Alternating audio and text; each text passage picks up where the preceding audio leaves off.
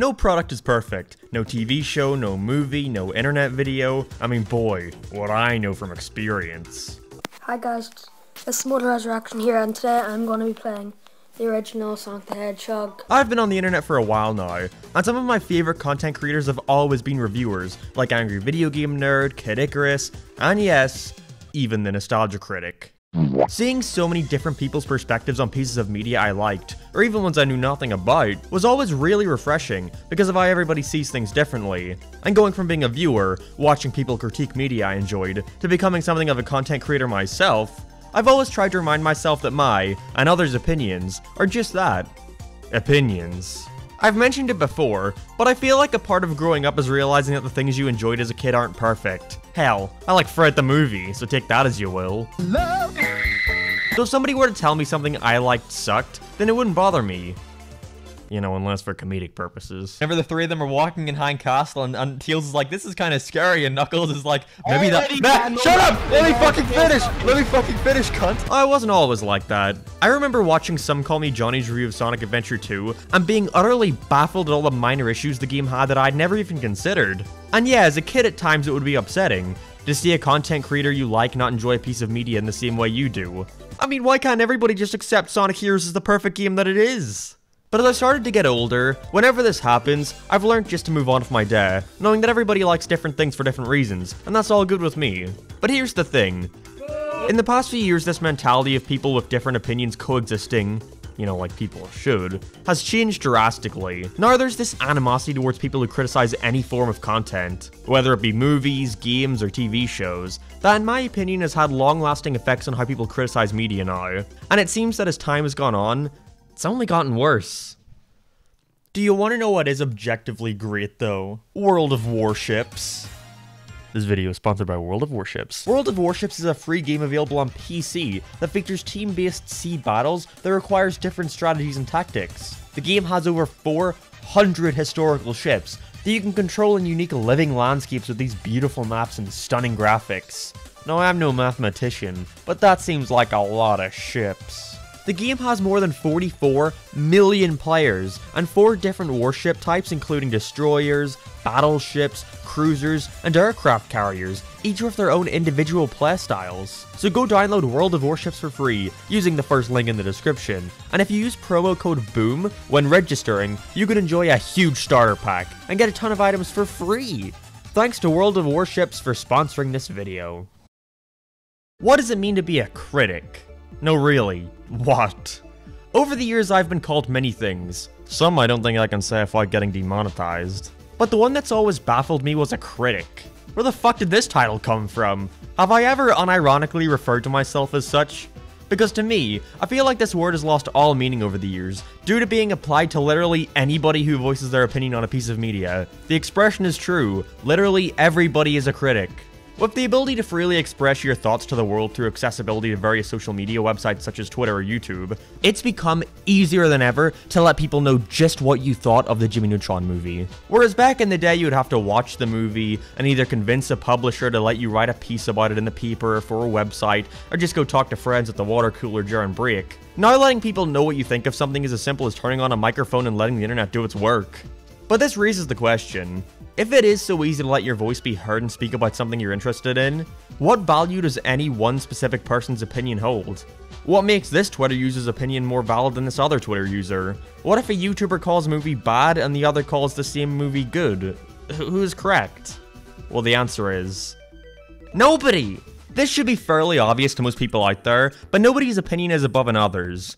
We could have a YouTuber with 100 million subscribers say a movie is good, and a Twitter user with 2 followers and no profile pic say that the same film is bad, and both of those views would hold the exact same weight. With literally anybody having the ability to voice their opinion on something, it's completely watered down what it means to be a critic. And that's a good thing. I think it's important for people to understand that everybody's thoughts are equal, but for some reason, people decide to hold certain views above others. It's so odd to me when I see this happen, because the only reason why some people's voices holds more value over others is because audiences validate them. You constantly see online, whether it's on YouTube or Twitter or Reddit or anywhere really, where people complain about what some YouTuber thinks about whatever piece of media. Which, don't get me wrong, I'm all for an open and healthy discussion about anything really. It just becomes an issue when people take it too far and start feeling attacked or offended by somebody having a different opinion to them. I understand that a piece of media may be really important or precious to some people, but some guy on the internet not liking the same things you do does not and will never invalidate how much it means to you. Thinking so just gives any one person's word the power you don't want it to have. And because of this mentality, an environment where any disagreement is taken as a personal attack becomes normal, and the possibility of discussing things online becomes an us versus them type thing. That's so upsetting to watch. Why would I or any other content creator want to give our opinion on a game or film when no matter what we're gonna get hate because we either liked the thing or hated it? It's nobody's obligation to validate or coddle your personal opinions on any certain topic, and to hate on somebody for that reason is unfair and insanely discouraging. And that goes both ways. I don't expect to be coddled for any of the stuff I say either. What I'm talking about here is having a mutual respect for other people's opinions. But if someone simply says something factually wrong, then go ahead and call them out all you want. Like my Mitchells vs. the Machines video. I said some stuff that definitely wasn't true looking back. Like when I said that Katie didn't have a justifiable reason to be upset at her dad at the beginning. I simply just forgot that they established her missing the introduction day. Doesn't mean I enjoy the film anymore. It just means that if someone is willing to have a genuine discussion about something instead of yelling from both sides, you'd be surprised at how you may just be able to show them things from a new perspective. Nowadays, I see people online walk on eggshells just to give their opinion in a discussion out of a fear that they could just get harassed because of it. You see so many content creators having to remind their audience that it's okay to like something even if they personally don't. I know I'm guilty of doing this, and to be honest, I wish I didn't have to. I feel like the concept of subjectivity is lost on a lot of people. When I make reviews or discussion videos about films or games or cartoons, I never try and give my opinion off as an objective fact. I don't want somebody to feel like they're wrong for liking something I personally don't. It's important as a viewer to understand that when somebody expresses their thoughts on anything, subjectivity is always implied. I don't think I or anybody else genuinely thinks our opinions are objective truths that nobody can disagree with. But it seems like this is just a reason that most people make up about a critic to try and invalidate them or make them seem egotistical or whatever. I make videos because I just think it's fun expressing my thoughts on anything that catches my eye. This doesn't make my opinion suddenly more important or more valid than anybody else's. I could have 100 subscribers or 1,000,000 subscribers, and that's something that will never change. I have dumb, weird opinions on films, and that's okay. I know nothing I say is objective. The only reason I voice them is because I genuinely find the discussion fun.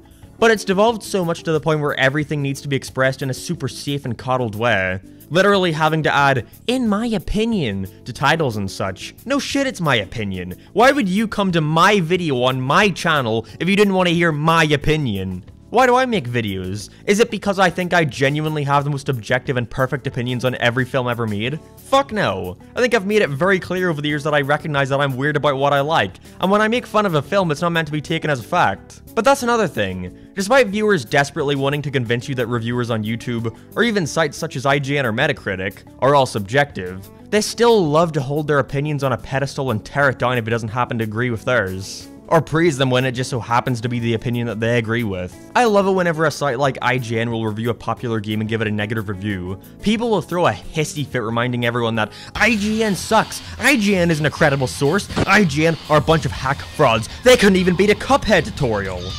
Which are all fair points. But if IGN were to review the exact same game and give it a positive review, people will use it to justify their purchase. Look, the game is good, IGN give it a 9.5, it's gotta be great then. So IGN isn't a credible source for reviews, unless that opinion coincides with yours. Great, glad we cleared that up. It genuinely doesn't matter who you are, people will still get pissy about you not having the exact same opinion as them. Even someone like Donkey, a YouTube channel with over 6 million subscribers and an extremely loyal fanbase. Nobody ever seemed to mind when he shits on games like Call of Duty or Assassin's Creed, or any series that's generally disliked by the wider community of hardcore epic gamers. But the moment he says he doesn't like a game like the Final Fantasy VII Remake or Octopath Traveler, everybody seems to suddenly turn ship and now Donkey is an idiot ape monkey brain baby man who doesn't even know anything about video games. Even when he does end up liking a game like The Last of Us 2, people still got angry because, oh no, this guy said something positive about a game the internet already decided was bad before it even came out. What are we gonna do, Sonic? And hey, I can't even really give my input as to whether or not that's justified. I've never played any of those games. And that's the thing, it's so common to see from people online to give their opinion on things they've never experienced, a game they've personally never played, a movie they've never seen, or a cartoon that they haven't taken the time to fully watch. They mold their thoughts and opinions based on what other people around them have to say, like their friends, randoms online, or again, content creators, and decide that's good enough. Experience it for myself? Nah, I'll watch Markiplier play it. Was that the Yep, they don't actually need to try the thing out for themselves, because they are already told that it's good or bad by ChungusBoy2004 in the YouTube comment section.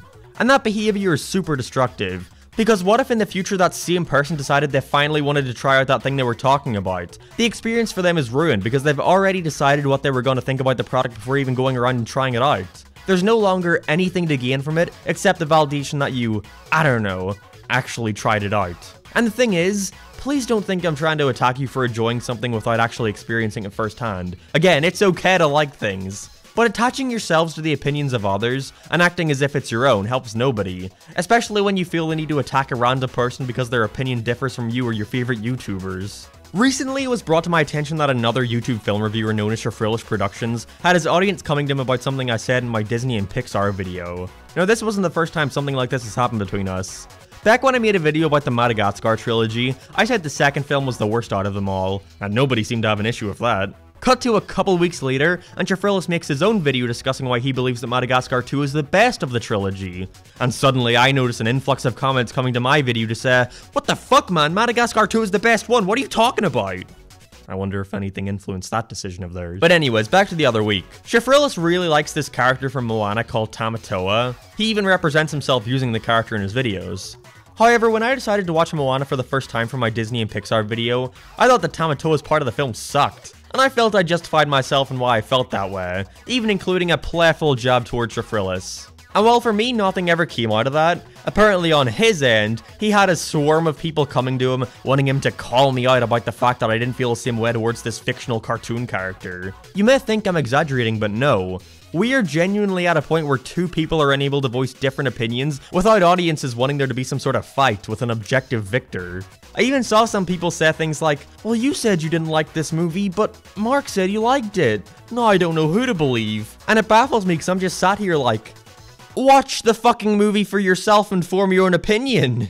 You don't need to wait for what a guy in Ireland has to say about a film before you decide what to think. Be an individual. Parasocial relationships are just like a whole other can of worms that I could talk about for ages, but for the sake of not making this video half an hour long, I'll leave it at this. No, the Game Grumps are not actually your friends. What do you mean? Never mind. Something viewers need to understand is that liking a content creator is awesome. There's nothing more any of us could ask for. But liking us so much that you feel the need to speak for us and defend our honor whenever somebody does something as egregious as having a different opinion as us? It's a little extreme, you know? Or the opposite can happen, and someone who once liked you can suddenly start to despise your very existence, just because that day you decided to have a different opinion than them. Come on, bro, I thought we were best friends. Certainly something like that couldn't come between us, right? Really crosses that line between creator and audience, and it's just uncomfortable and awkward for everybody involved. Even worse when somebody online decides they can just casually talk down to or playfully joke around with somebody they don't know, just because they watch their content online. I'm not trying to be hurtful when I say this, but content creators are not your friends. You may think you know them, but you don't. And speaking to them as if you were is just, it's weird. It's why so many people have such vitriolic reactions when their favorite YouTubers do something shitty. The reaction isn't just, wow, what you did was awful and you're a terrible person. It also has to be, what? How could you betray us? You were supposed to be one of the good ones. It's so weird to me when I see people come to my Twitch streams and say something like, wow, Mark, you act like a cunt in your videos. But it's weird to see you're actually nice in person. Like, would you ever say that to any random person you see in public, or your boss at work, or your teacher at school? No. It's just this weird disassociation thing, where some people get overly attached to you as a person, while others barely even register that you don't immediately shut down after releasing a video. Since this video has basically become a vent at this point, you know what else pisses me off? You know what really grinds my gears? The Critic Trap. For those unaware, which is apparently a lot of people, I genuinely forgot where I heard this phrase from, but I'll just keep referring to it as this. But the Critic Trap is this idea that someone who critiques stuff only does so because they're unable to make something good on their own, and therefore whenever they try to do so, they will inevitably fail. It is the trap of a critic. And at first glance, there does seem to be some sort of merit to it. You got people such as Doug Walker building his entire career off of shitting on others' hard work. But in the times where he's tried to create something on his own, he's completely fell on his face. But I think it becomes a lot less black and white when you realize something very important. Creating something and critiquing something require two completely different skill sets. which means that just because someone is capable of doing one, doesn't automatically mean they're capable of doing the other. But this also means that there's a chance that someone can do both, and being good or bad at one doesn't signify anything about the other. Someone creating something for the first time is obviously not going to be any easier just because they have experience in reviewing a couple shitty SpongeBob episodes, you know? It's an entirely new skill set that they gotta build up, through simply trying it and gaining the experience. Like, here's an example. Daft Pina is a YouTuber who talks about animators on the internet, and has a reputation for being incredibly harsh, especially in his older reviews. Around a year ago, Daft decided he would make his own cartoon, Saturdays Off. And while it's true that a lot of people did enjoy the product he had to release, it's not a stretch to say the response could have been better. There was immediately an influx of comments saying, "You critique animators for a living and this is what you make," and therefore start to be incredibly harsh towards his product. Reap what you sow, I guess. Ignoring the obvious hypocrisy in it being okay for you to be harsh towards him, but not for him to be harsh towards stuff you like. But no matter the quality of his show, I can never look at it and go, well, that was a waste of time, you shouldn't have even bothered with that. Because he has now gained some experience of being an independent animator on the internet. He now knows the struggle. And not only can he begin to apply that knowledge to his future critiques, and come from a more understanding perspective and be less harsh towards stuff, but can also apply that knowledge to his future cartoons, and hopefully produce something of a better quality. I mean, at the end of the day, the dude made an 11-minute animation primarily by himself, and no matter what I thought of his show, didn't enjoy it, I can't take that away from him. It's no secret now that I've actually been working on my own animated pilot for about a year now, and I can already say that it's changed my perspective on a lot of stuff, and has made me reconsider stuff I said in the past. Now that I have a better understanding on how the process works, and just how many chances there are for something to fuck up. And don't worry, I know, because I keep getting reminded. If it's bad, I am never hearing the end of it. But that's okay, because not only will I have gotten the experience necessary to try and make the next thing better, but it's also pretty easy to distinguish what's genuine criticism from someone who wants to help me improve, and what's just someone getting mad about the fact that I said Hilda was boring. It was 2018, people, jeez, I said I was sorry. Here's the thing. Like I said at the start of the video, nothing is perfect.